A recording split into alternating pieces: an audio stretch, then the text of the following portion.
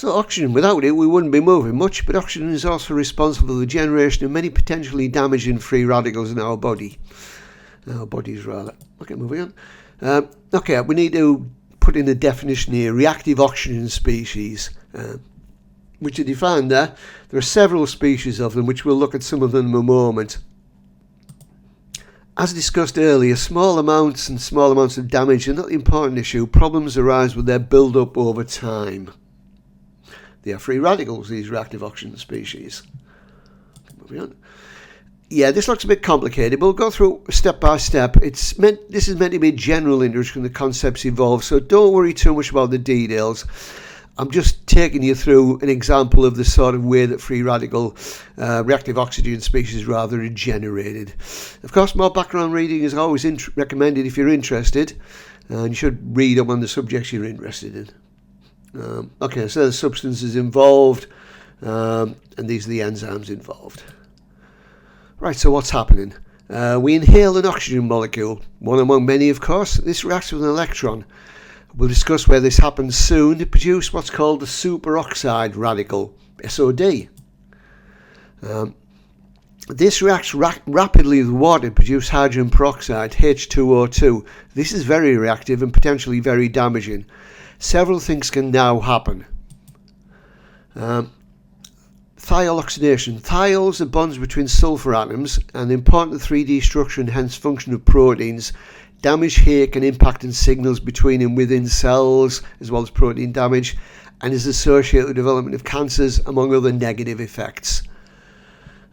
However, yes, and also most enzymes have metal atoms at their cores, many of which include iron, especially those involved in oxidation and reduction. Hydrogen peroxide can be catalyzed by these enzymes to produce a hydroxy radical, which we have discussed before. It's another damaging free radical. Finally, some good news in part 5. Oxidative metabolism evolved about 2 billion years ago, and over time biochemical defense mechanisms have also evolved. The enzymes GPX, PRX and catalase are examples. They catalyze the conversion of hydrogen peroxide to water, which is obviously safe at that point. Although it can be damaged by free radicals, water is less potent in this respect than oxygen or its radicals, or its free radicals. As mentioned, don't worry too much about the details in the previous slide. It was just including an example of how free radicals arise. Now, mitochondria, the organelles found in the cells of every eukaryotic cell. They produce about 90% of the chemical energy cells need to survive and are key to cellular respiration. They do this by regenerating the molecule ATP from ADP. As mentioned, this is cellular respiration. It is the reason why we eat, and it's the reason why we breathe, as mentioned in the lecture on oxidation reactions. The details of the role of mitochondria in cellular respiration will be covered in year 2, so we won't go into details here. Again, this is general background for this year, more later. It's all about providing electrons for the enzyme ATP synthase, which converts ADP into ATP. This is in some respects a little like an electric motor, which spins around regenerating ATP from ADP. At the same time as this is happening, lots of other things are happening. Complex 4 takes oxygen from breath and reduces it to water, we've discussed in the previous lecture. Also, simultaneously protons, that is hydrogen ions, are pumped across the membrane. In living cells, this means we normally have an excess of proteins on one side of the membrane. This is like a voltage and is used to drive the electric motor of the APT synthase molecule.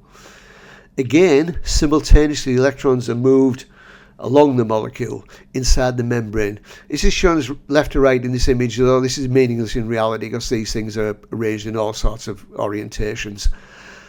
Note the electrons start with our old friend NAD and end up reacting with oxygen to produce water. Again, more on this in the second year. The key issue here is that the complex series of redox reactions, accompanied by the movement of electrons and protons, produces a host of reactive oxygen species. These reactive molecules can damage components of cells such as membranes, proteins and DNA, as we've discussed before. They have long been suspected of being involved with the aging process. The fact that mitochondria possess their own genetic material, mtDNA, and only a limited arsenal of DNA repair processes makes them one of the prime targets for reactive oxygen species. The argument is that reactive oxygen species are normal byproducts of mitochondrial function that progressively damage the constituents of the mitochondria, causing dysfunction and increased reactive oxygen species through a vicious cycle, ultimately leading to cellular dysfunction and aging. And this is collectively known as the mitochondrial theory of aging. It is a theory, and there are people who would say that it's not necessarily the whole story, but it's quite well established now. The science here is complex, and you should do your own background reading if you're interested. It has led to suggestions that aging could be forestalled by lifestyle interventions such as, for example, caloric restriction over a long period of time. Again, there's links there if you're interested. I want to do some more reading. So, caloric restriction. There is evidence from animal models that drastically reducing caloric intake can extend lifespan. Evidence from humans is inevitably lacking due to small samples of people who have tried this and the lack of lifespan studies. See this New York Times article, for example. There's a link there. You can have a read of the article, and there's a quote from the wife of the chap who this is about. He was a one-time competitive powerlifter who looked at me like a concentration camp refugee, said his wife Kathy, who almost divorced him after he'd been taking 400 calories a day for 6 years. And now, as I'm sure you know, the average recommended calorific intake for a woman is 2,000 calories a day, for a man 2,500 calories, so that's significantly lower than most people would consume, even on a good day. And this chap did it for 6 years. The New York Times article used to have a picture of him. It doesn't now. It's quite scary, actually. Here's another example from a Scientific American article, which is in the background reading folder. It's quite old, but still worth reading.